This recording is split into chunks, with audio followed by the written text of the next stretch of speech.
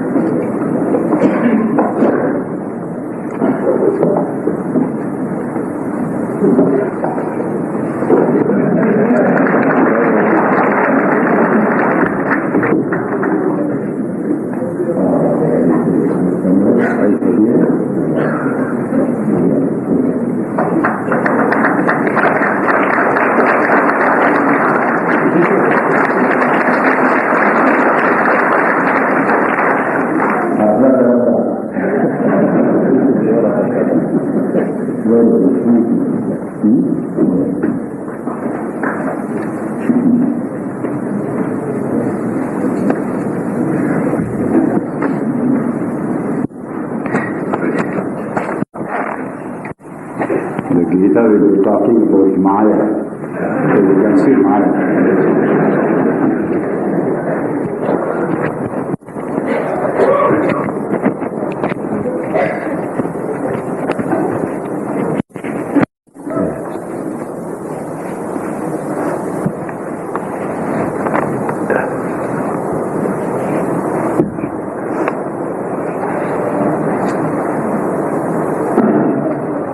Last Sunday, we studied verse 10 of the 4th chapter, a very great verse.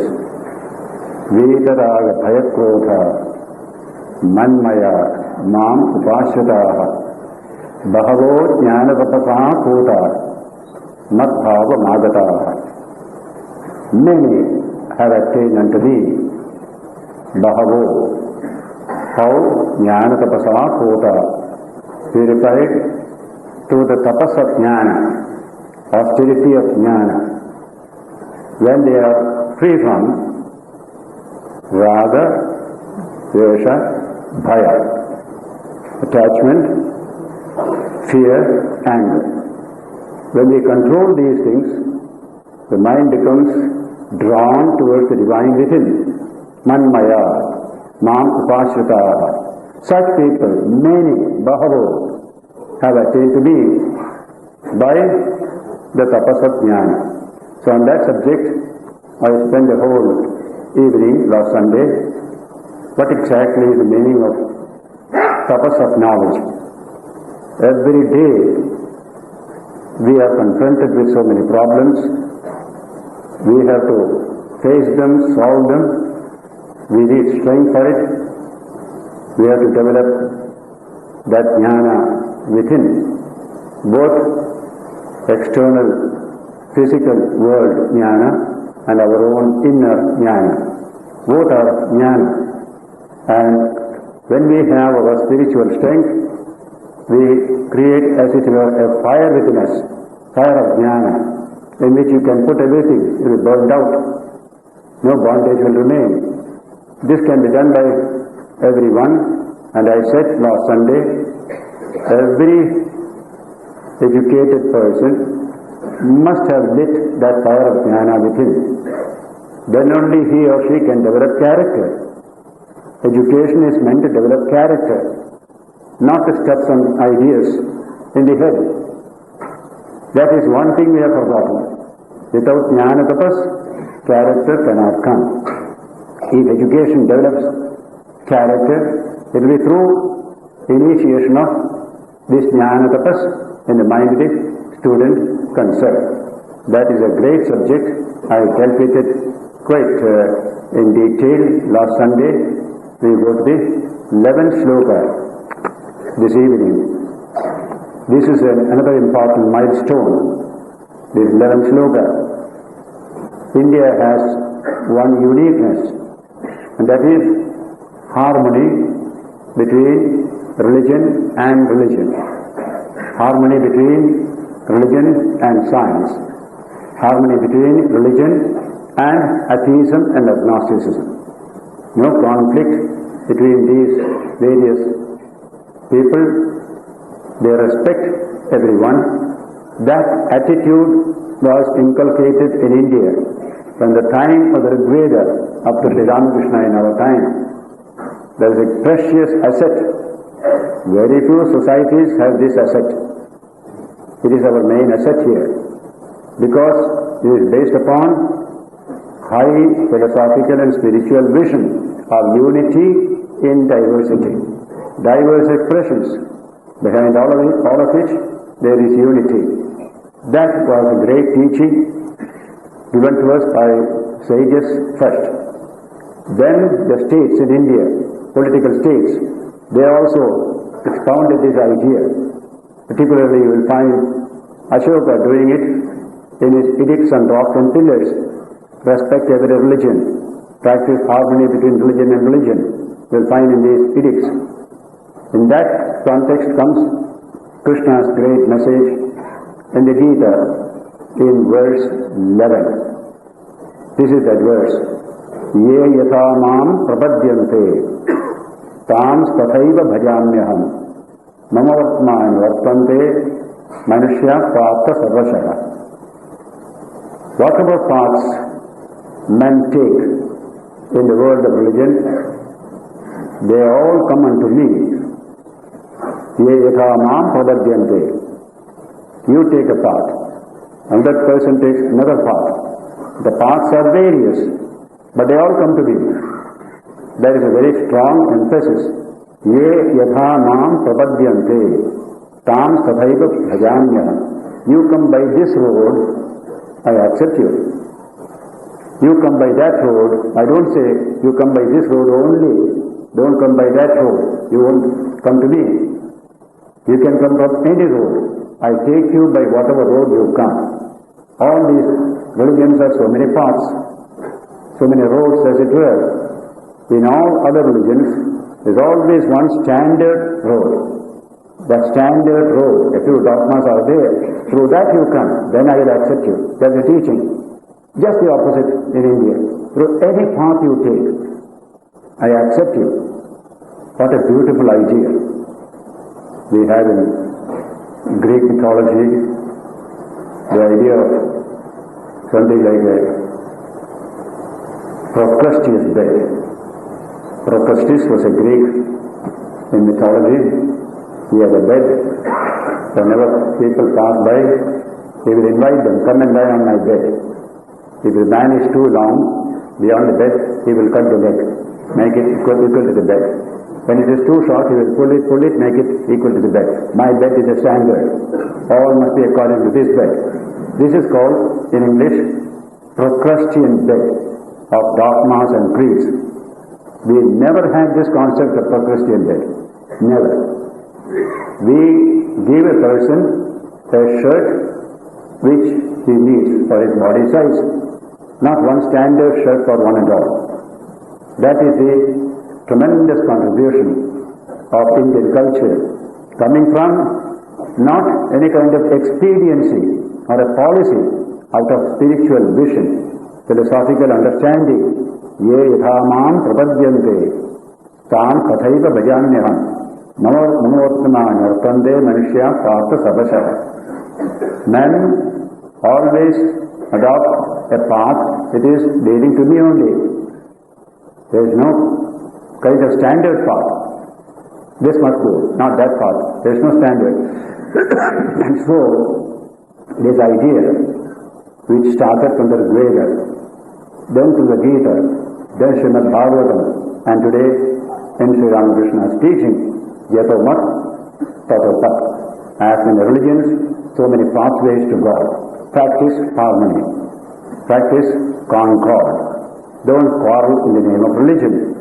This blessed country is the only country where this idea is highly appreciated, expounded and practiced.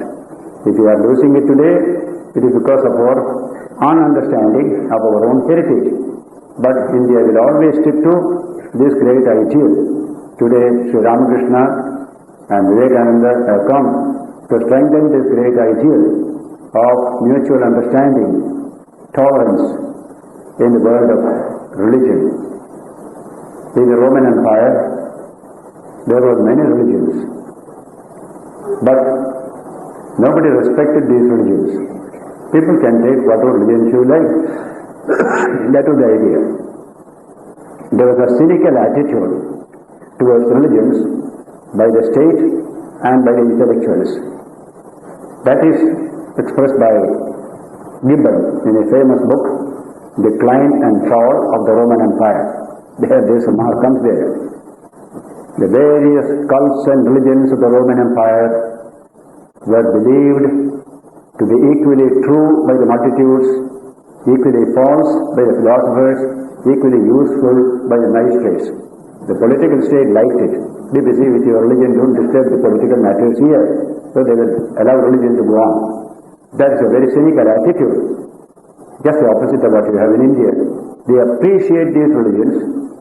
Our political leaders, our intellectuals, they appreciate and encourage you. Go in that way. Don't quarrel and fight. The goal is one. Paths are many. By this teaching, we establish that positive approach to religious toleration known as acceptance. We accept you. You are a Christian, we accept you. You are a Sikh, we accept you. Muslim, we accept you. You are a Vaishnava, we accept you. That attitude.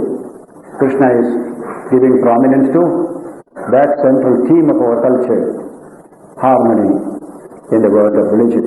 If religion doesn't help us to establish harmony, what can help us then? The greatest peace is in the heart of religion. But because this attitude was not cultivated, religion became a center of strife, intolerance, violence, war. It is least in Indian history because of this teaching, because of teaching by sages and the political state. That's why we can welcome a foreign religion here. You are welcome, continue to practice your religion. We don't disturb you at all. That's what happened to the Parsis, the Zoroastrians, when they came here in the 8th or 9th century AD. The king of that state in Gujarat welcomed them, gave them full freedom to practice your religion, your culture. Now this attitude is universal in India. We are not to be taught this thing. Whereas in every other country, you have to teach it, because that is not your attitude. If I am very religious, I am fanatical. If I cease to be religious, I become liberal. As a religious man, I cannot be liberal. That is the Western and Middle East attitude. Ours is different. Because of my religion, I am liberal. I accept your religion. I practice harmony. From religion itself comes this impulse to respect every other religion. That is the significance of this statement of Sri Krishna. Ye yatha nam pravadyante tams tathaiva bhajanyah mama vartmani vartante manushya prapta sarvashah. All people following the path, various, crooked, straight, whatever it is, ultimately leading to the divine. That's the nature of religion. There are two dimensions in religion. One is what makes it separate from each other. Ritual, ceremony, dogma, creed, they all belong to one side. The other is spiritual development, spiritual growth, that is the higher side. The mystics represent the second part of religion. And mystics generally speak the same language in every religion. Sufi mystic, Hindu mystic, Buddhist, Islamic and Jewish, they all speak the same language because they realize the one behind the many. Generally they are more tolerant and more understanding, except when they are controlled by a rigid church or by a rigid orthodoxy of a society. But in India we didn't have any central church to control.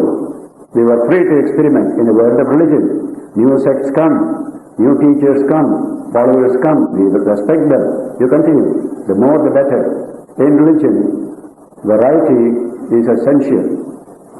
The more types of religion, the more people will get satisfied. A standard religion cannot satisfy everybody. Just like food, you must have varieties of food. My taste is different from yours. But food is food. That will nourish you, whatever be the food you take. So in this way, India has been taught this great lesson throughout the ages, and it is not going to be otherwise in the modern period. Though you have communal conflicts and all that, you will find almost all of them are based not on religion, but on political factors in India today. Religiously there is no quarrel between people and people. But some religions are narrow. They don't believe any other religion can be true. That has to change. That will change in the Indian context in the coming decades. So the history of religion has been partly good, partly bad. Hereafter, it will be only good when this Indian influence comes to influence all the religions of the world, Christianity, Islam and other things. Actually it is happening. Christianity is changing fast. Christian writers are opening themselves to inspiration from non-Christian sources. That rigid mind is not there. So a big change is coming over Christianity. An author sent me a book he has written recently, Krishna and Christ. A very serious book, about 300 pages, scholarly. I wrote a foreword also to the book. He is a Jesuit father, stayed with me here. I read through the book, beautiful, with respect, with reverence to non-Christian ideas. Such books are coming out more and more now. Formerly it was not so. Only twisting other people's ideas, presenting them in a bad way. Take the best of your religion, compare it with the worst of another religion. That's how books were written till now. Now you are finding differently. Respect every religion. Respect the ideas that are there. That is one approach. This is my approach, like that. So Krishna's teaching is going to influence more and more people in all parts of the world. In this age where we are coming closer and closer, this is the only attitude that can work. Attitude of respect and reverence to your belief. I cannot deal with you if I think you are on the wrong path, always trying to make you come to the right path. Such fanatics are there. In every religion there are fanatics. But that has no future. Future is on the line of harmony, concord, tolerance, understanding. So this teaching of Krishna will inspire more and more people in all parts of the world, and the Gita itself is being translated into all sorts of languages, and millions of people are reading this great book, the Gita. So here is that 11th verse, and this is the important teaching of Krishna. He himself was a universal mind, sympathy for every type of worship, every type of religion that he has shown in his life also, and here we have the expression of it through the Gita teaching. Then the next sloka says, Kamshantah karmanam siddhim yajantaya devataha chitram hi manushe loke siddhat bhavati karmaja. There is one supreme divine being who is the self of all, who is the self of the universe. That is the central core of religion. But many religions are based on devotion to particular gods and goddesses, deities, some supernatural powers. Such religions also are there. He says here, Kamshanta karmanam siddhim yajanta iha devataha. People worship various devatas, deities, expecting some favor. Kamshanta karmanam siddhim. I am doing some work, I want your favor. So we worship various gods and goddesses. And it is okay. In this earth, such actions produce their good results. Chitram hi manushe loke Siddhi bhavati karmaya. Actions produce their results quickly in this human region, apart from heaven's way. That is the statement here. You can do so, but real religion will come when you understand the truth that these various deities are expression of one and the same divine truth. That knowledge must come. Then only pure religion will come. Here we are trying to exploit gods for our own purpose. We don't love God. We want to squeeze God to get some advantage to ourselves. That is not correct religion. But we don't condemn this, we respect this also. In the Gita you will find even the most ordinary idea of religion. Nothing is condemned. That man understands it that much. He is doing it. When his understanding changes, he will change also. Like a child writing your Telugu language lesson very wrongly, pronouncing wrongly. You don't condemn. At that stage, that's all what he can do. But when he grows up, he will be a first-class scholar. Similarly, in religion, we can be in the kindergarten or the primary or high school or university. Various levels of understanding of religion are there. So we always respect the religion of the people. Wherever you turn to worship the divine through some deities, it is really worship of the divine. And Krishna will say later, all such worship of deities ultimately becomes worship of me. They are seeking me through all these various expressions of gods and goddesses. Kshipram hi manushe loke siddhi bhavati karmaya. Now we come to one statement here. It is a sloka which many people have misunderstood and center of controversy because it refers to a social problem. So far as Gita is concerned, the words are very, very clear.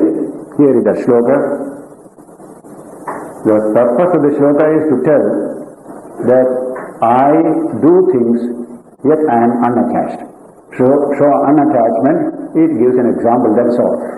Example is this: Chaturvarnyam maya svishtam gunakarma vibhagashaha tasya kartaram atimam vidhi akartaram avyayam.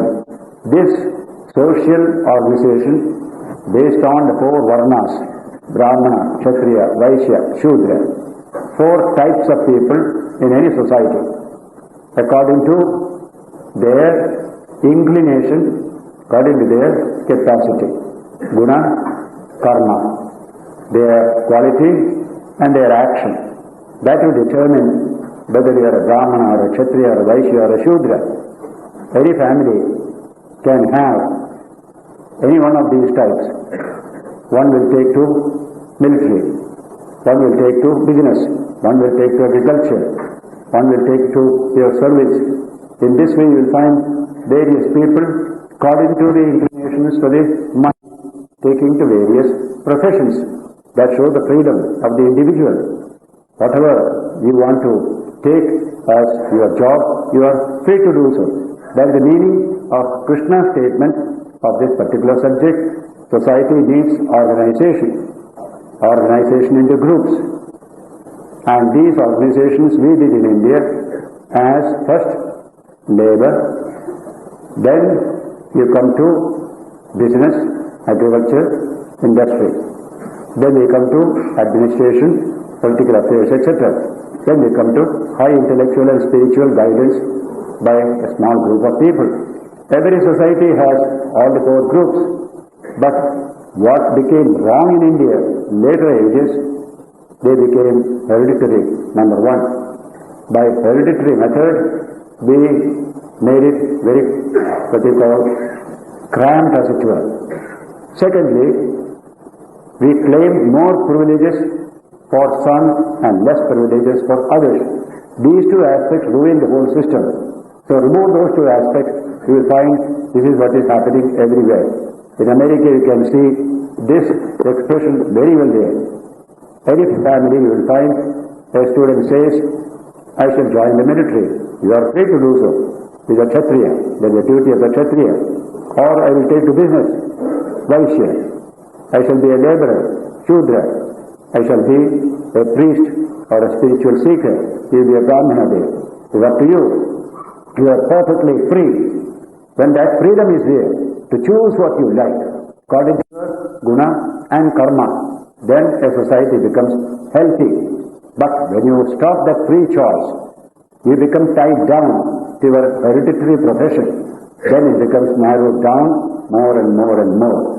And it becomes evil when privileges are claimed by one group over the other. That is what happened to Indian Jati Vyavastha or caste system. The Brahmana and the Kshatriya commanded more prestige, more privilege, more power. Others had very little. Not even human status was allowed to them. That kind of distortion took place later on, and today we are trying to break away from that distortion. But groups will remain. Somebody will be highly spiritually inclined. Somebody will be exercising power in political field like Kshatriyas. Somebody will be busy business and industry.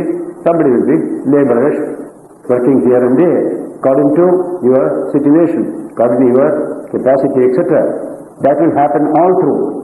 But no special privilege will be allowed to anybody.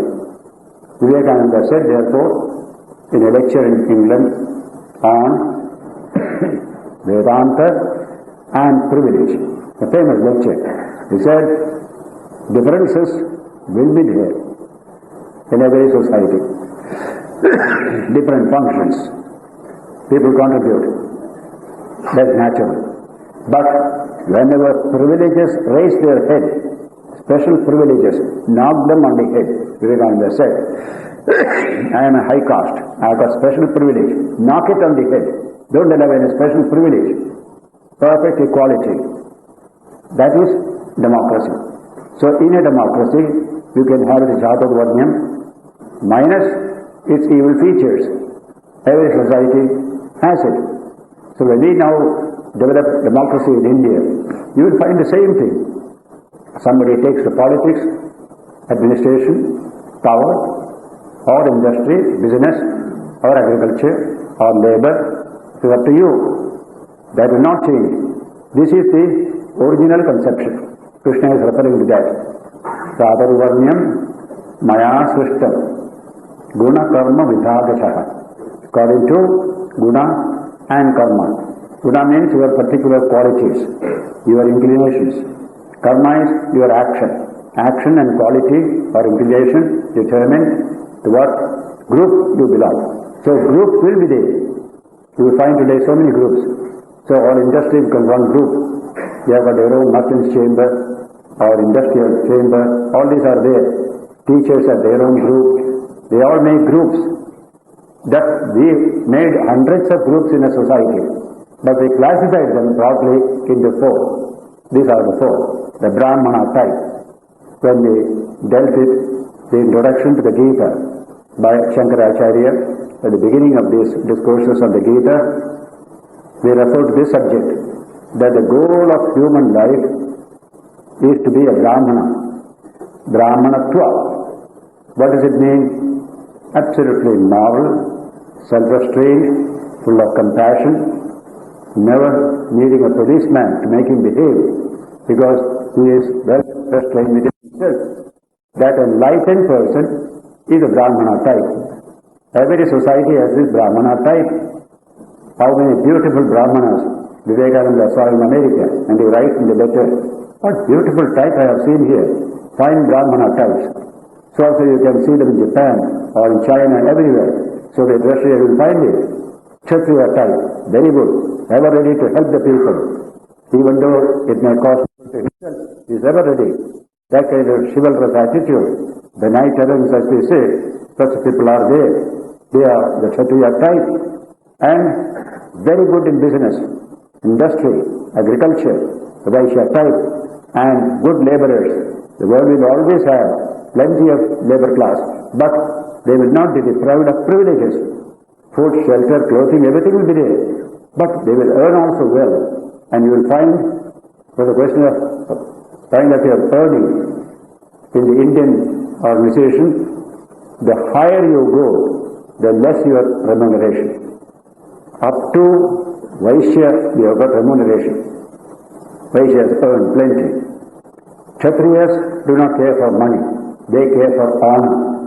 Mind you, the Kshatriya will always care for honor over and above money. And the Brahmana, no honor, no money. Simplest life. That's why they are the simplest priesthood in the world. I have seen Brahmanas absolutely living on 15 rupees a month. A beautiful life, very contented, happy. They are the poorest priesthood in the world. And yet, what brilliant intellects, brilliant minds they were there. So in this way, Brahmana is a type. Kshatriya also is a type. So also Vaishya and Shudra. So what is the end of all this social process? The Brahmana. Ultimately all must become the Brahmana type. He is a Brahmana who is not selfish, who feels his oneness with all, who has realized God in this very life. When I refer to this subject during those discourses, I read out from Buddha's teaching for the Dharmapada, the chapter called Brahmana Varga, chapter on Brahmana. Him I call a Brahmana who is like this, like this, like this. Beautiful verses were there. Buddha also respected this social ideal of a Brahmana, but not by birth. He repeatedly said Mahabharata or in Buddha's teaching, by conduct and behavior you become a Brahmana or a Kshatriya, not by birth only. That's why today you can become a Kshatriya, wherever you are born, whatever section you are born. A Harijan can become our minister, like our Dr. Ambedkar. He was a Kshatriya, though coming from the scheduled caste. What a glorious life he lived, what intellect he had. So that is the new India, taking shape, removing all the evils from that caste system which have ruined our life for centuries together. So Krishna is telling this, Chaturvarnyam Maya Srishtam Gunakarma Vibhagasaha Tasya Kartaram Apivam. Even though I am the doer of this social organization, know me as perfectly detached. I am not the doer at all, because I have not the attitude that I am the doer. The stress is on this second line. Even though I work, I am detached. Detachment is a great word. I was reading the latest book on the new type of thinking we need in the modern age for stabilizing international situations, where this subject is introduced, non-attachment. Detachment is absolutely necessary for the higher development of the human being. Gita's central teaching is this concept of detachment. Interest is there, zest is there, but detachment is there. Wonderful idea. You work hard, work with great energy, but once you detached. That is central teaching. So, Krishna says, I am working very hard for the welfare of the world, but I am perfectly unattached.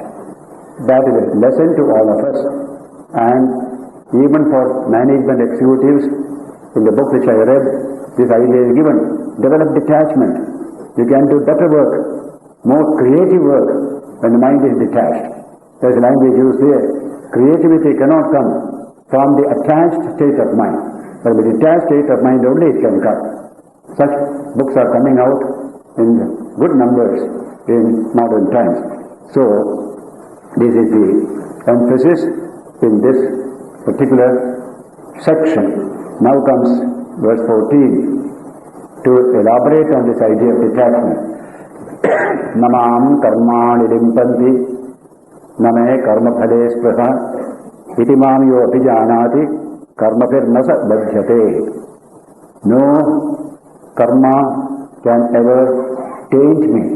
Namam karmani limpanti. No actions ever taint me. Similarly, name karma phale spraha. Nor do I have any attachment for the fruits of action. Itimatva mam yo abhijanati. Those who understand me in this way, he also will be free from bondage of action.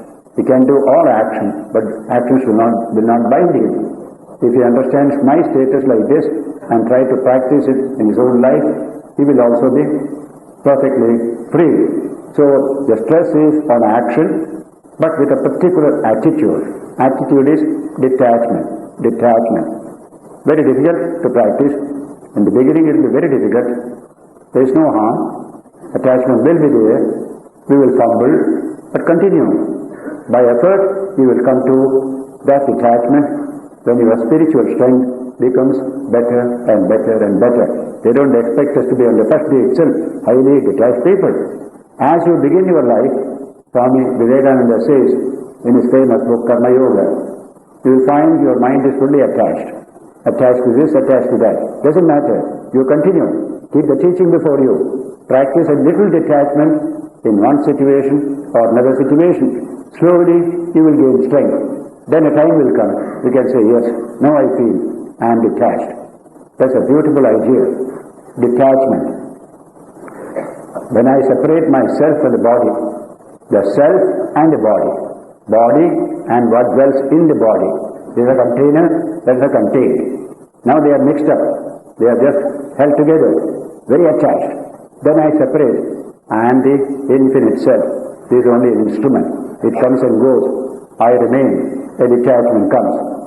Ramakrishna compares it to a green coconut and a ripe coconut. Those who have handled the coconuts you will find, take a green coconut. Break it, you find the kernel. Scoop the kernel, you will scoop also a little bit of the shell also along with it, because it is attached to the shell. Take a dry coconut, you take it out, the shell and the kernel, they are separate. That sound, karapara sound you will find there, absolutely unattached. Similarly, the human mind can become unattached. That is the challenge given for all work. This is a great teaching, especially in this highly industrial age, when work creates tension, blood pressure, this and that. The only way is to practice detachment.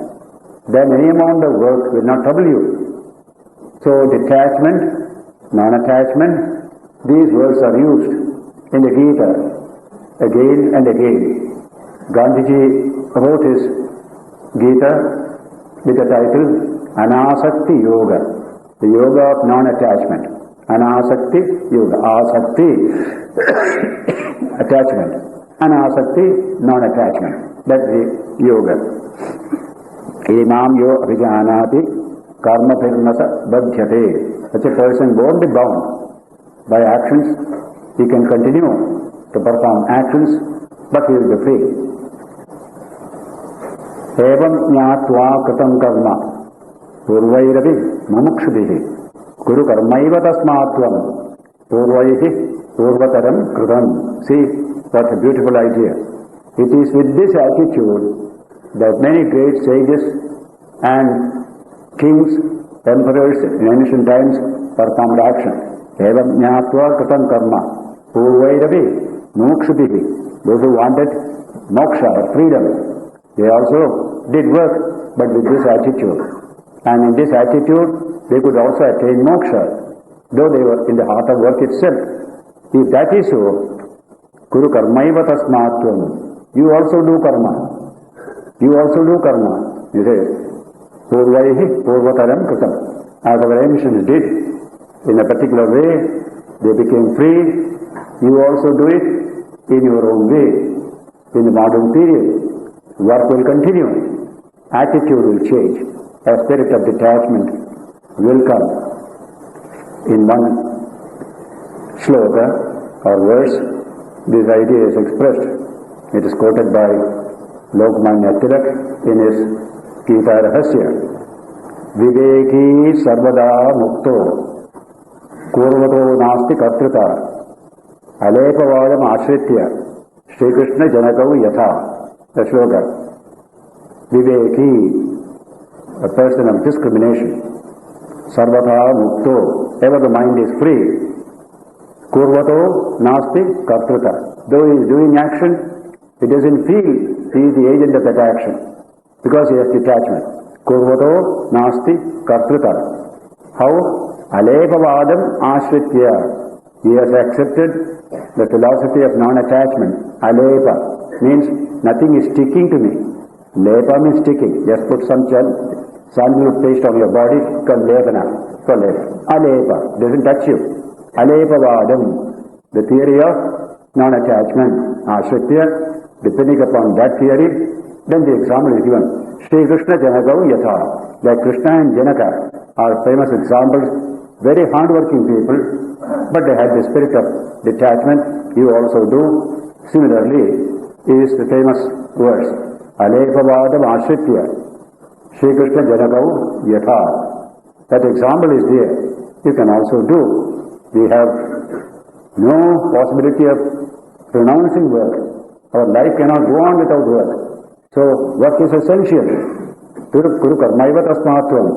You do work all the time, there is no harm. But with this attitude, that is the Krishna's advice, Purvaihi Purvataram Kritam. As ancients did in ancient times, you follow same method, same attitude. Work is a very difficult subject. The next sloka refers to it.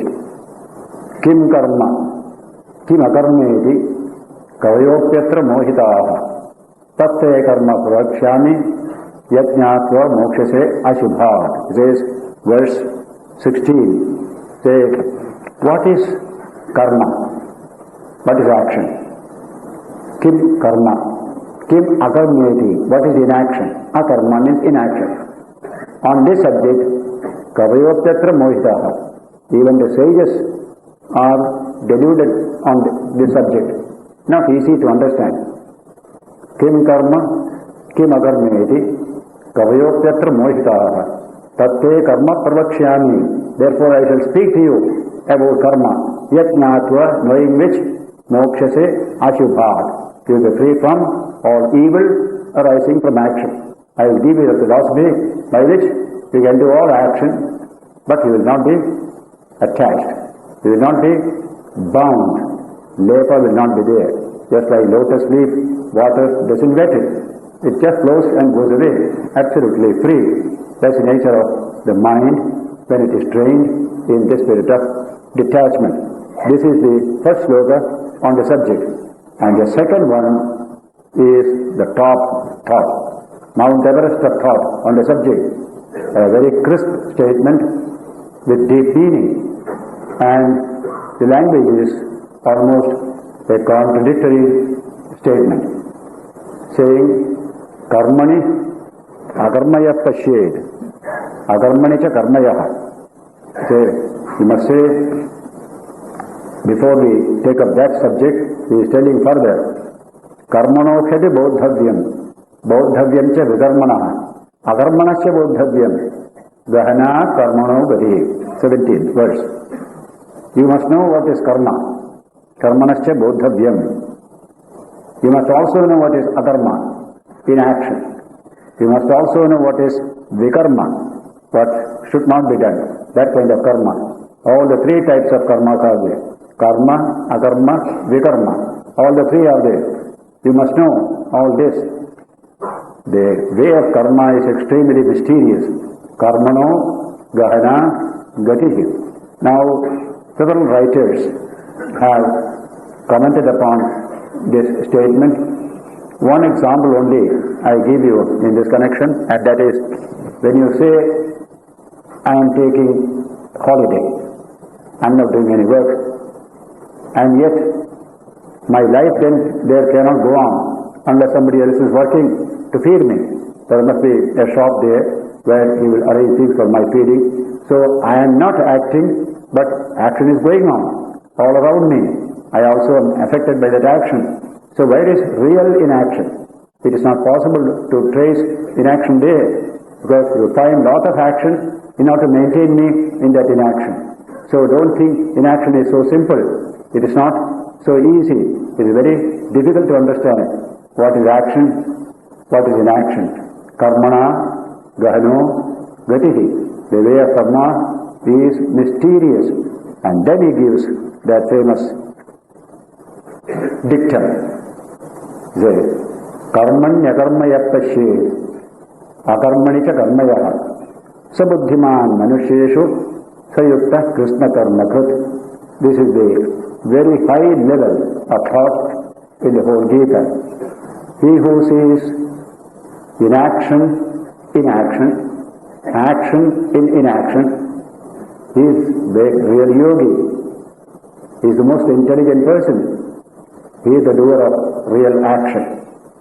Karmani agarmayat pashe, seeing in action. How can we say that? Looks like contradictory, but no, in human experience this can be perfectly realized. To see in action, and action in inaction. Sabuddhiman manusheshu is the most intelligent of men.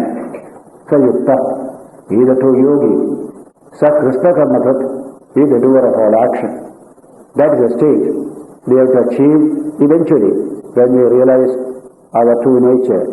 This idea is echoed very, very beautifully in Chinese thought, Taoism, and partly Confucian thought. There they call it no work. No work is real work. Work is no work at all. No work is real work, he will say. It is a question of agency and attachment. When these two are not there, work ceases to be work. It becomes a play. It becomes spontaneous. It becomes natural. So that is how the idea of work comes when there is effort, struggle, tension, all these are there. When you become thoroughly detached, then all that tension goes away. You don't feel like working. Though you are working, you don't feel like working. What a beautiful idea. Even in normal life, you can see a baby is sick at night and the mother is keeping awake to tend the baby. She doesn't feel the strain of that work at all. Where there's such love for the baby, she doesn't feel that strain.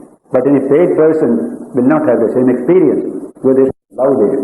A little spiritual development, work ceases to be a burden, ceases to be a drudgery. I have used a word which is very significant in this modern context. Increasingly, today's industrial civilization is teaching people that work is drudgery. Joy must be found outside work. That's why too much of holidays. As soon as Friday evening comes, millions of people are running out for holiday. These 5 days were all drudgery. Let us have joy outside the 5 days. That's a modern theory. In fact, so many people have written on the subject. An Englishman wrote that people go from London on Friday afternoon, go on driving. On the way there are so many cars. You have to negotiate through all this. You become angry. You create trouble.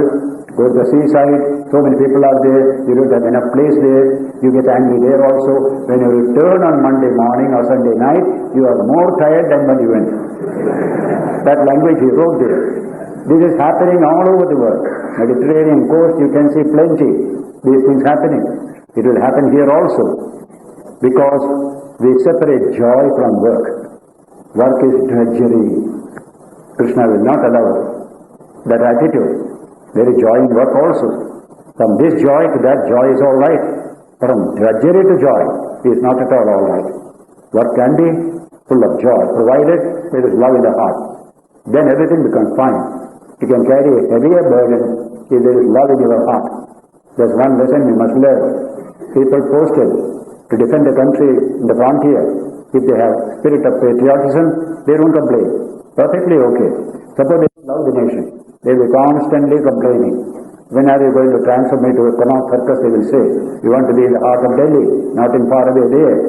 Now this attitude makes a lot of difference in work. So here, in Chinese thought also, the idea is there, the man who has no attachment, he does wonderful work, transforming work.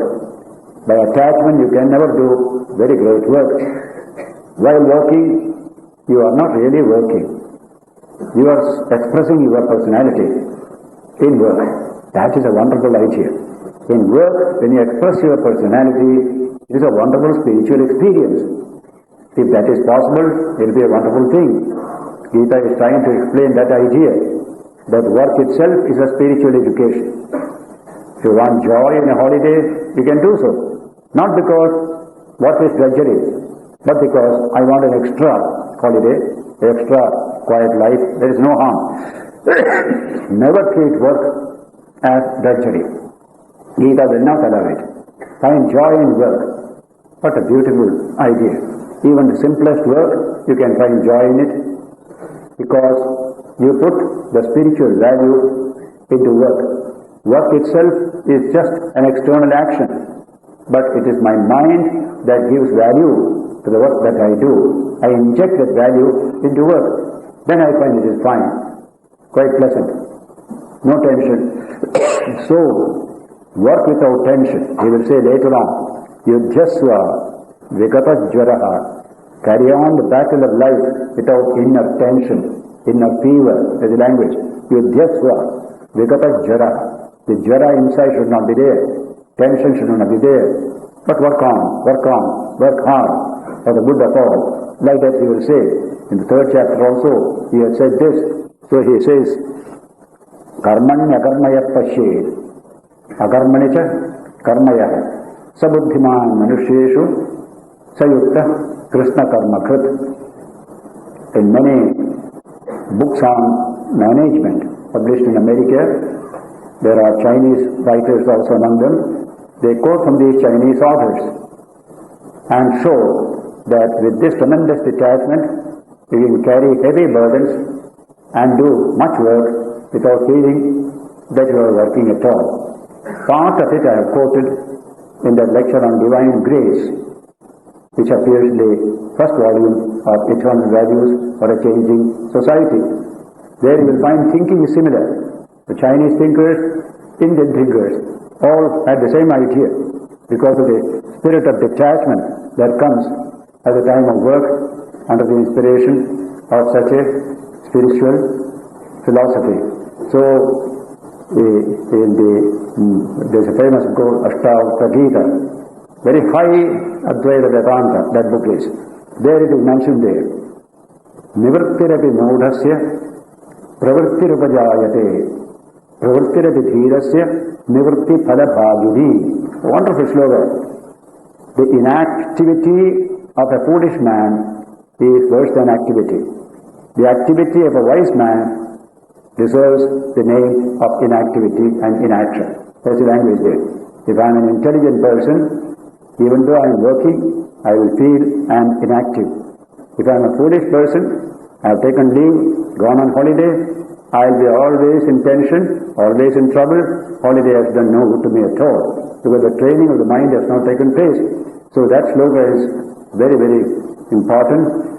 Nivrittirapi mudhasya pravrittirupajayate. His nivritti becomes pravritti. Nivritti means withdrawal from action. Pravritti means entering into action. So nivritti becomes pravritti for a foolish man. Wise man, pravritti becomes nivritti. Even while acting, he is perfectly detached. He is not acting at all. That is the idea expressed in several books of the Vedanta literature, as well as in Chinese thought, Taoist and partly Confucian thought as well. So this is the idea we must keep in view when we work. From morning till evening, a housewife can go on working, attending to so many people and so many things, and the evening can still feel fresh. If that is possible, it will be wonderful. Gita says it is possible. Many have achieved that thing. That comes from the spirit of detachment, the spirit of love and concern for others. All these things together constitute the spiritual attitude to life. Otherwise we can be a complaining mind all the time. Constantly complaining. There are people who work hard from morning till evening, always grumbling. What fun is there? Just like a bull driving a cart, simply going on under this heavy load. What is the use of such a life? There must be joy, there must be satisfaction. I have to get it myself. Nobody else is going to give me as a donation. My philosophy must be such. That is a challenge before everyone. Nothing is great in work itself. It is the attitude of the worker that evaluates the work as good or bad. That lesson Gita teaches again and again. It is your attitude. The attitude is good, your work is good. Attitude is wrong, your work is wrong. So control your attitude. It is in your power. Thus, Krishna speaks of detachment, the central theme of the Gita teaching of work. Central teaching is work. We must work, we must work, we must work. But work in what way? In a spirit of detachment. That this ego, centered in the organic system, is not my true self. I am something infinite, one with all. That knowledge must come slowly. Then you get tremendous sense of detachment. So much of cushioning effect of pressures in the world you get in that way. Just like two railway coaches, when they touch each other, there is a cushioning effect by that particular kind of bumper that is kept there, which is full of this kind of frames inside. So it goes in. You don't feel a kind of shaking thereby. It was an absorb, a bit of shaking. So in the mind, we have got plenty of space behind. We can always find space so that no shock will reach us. The deepest is the Atman. So a little closer you go towards it, you feel you can do what? Better. More work, less tiresomeness, less tension. That is a great teaching for all people, because all of us have to work to earn our living, discharge our responsibility. So this philosophy is meant for all, especially today, when work has become such an important factor of human development and welfare. We shall take up this subject next Sunday, as usual. The chapter which is full of beautiful ideas. Similarly, next chapter and the next. These are exceptionally fine. We shall take up next Sunday. Before we close, I have to make this announcement. Sorry, my voice is a little troublesome. I got cold 3 or 4 days ago. They're almost going away now, but still it is there a little bit. On 12th January, Swamiji's birthday, we have a one-day youth convention in the compound of the Math. About 4,000 to 5,000 youth will be coming from colleges, all between 16 and 30 age group. Hindu, Muslim, Christian, Sikh, all will be there. Many principals are cooperating, so also Director of Higher Education also is helping, and we hope to have a wonderful youth festival that day here. Morning inauguration, 9 o'clock, and after 10:30, be a real session with the delegates only. Inauguration, of course, all can come. And the evening, concluding session at 6 o'clock, when the Chief Minister will be there for conclusion. He will also release complete works of Swami Vivekananda, subsidized edition, for which orders have been placed here for more than 3,800 sets. So those books will be released that day, and people who have paid for money for it will come and take day after day. That is a function on the 12th. And many students will come and speak on Swami Vivekananda's ideas, national integration and communal problem, and India and the world outside, ideas of education. All these subjects are there. And there will be dramas by students based on Swamiji's teachings. So the whole thing will be a youth festival on 12th from morning till evening. So the first function and the last function all can come, but other functions also they can come, because they need not go to take lunch at home if they want to continue. In the Bengali Committee behind the Math, they are having a canteen to cater to those who come. And to the delegates, they are arranging a canteen in the Kalyana Mandapam on the other side. Only the delegates will go there, others will go to the Bengali Committee canteen. So this is the program for 12th January. We shall sit for a minute in silence and then disperse.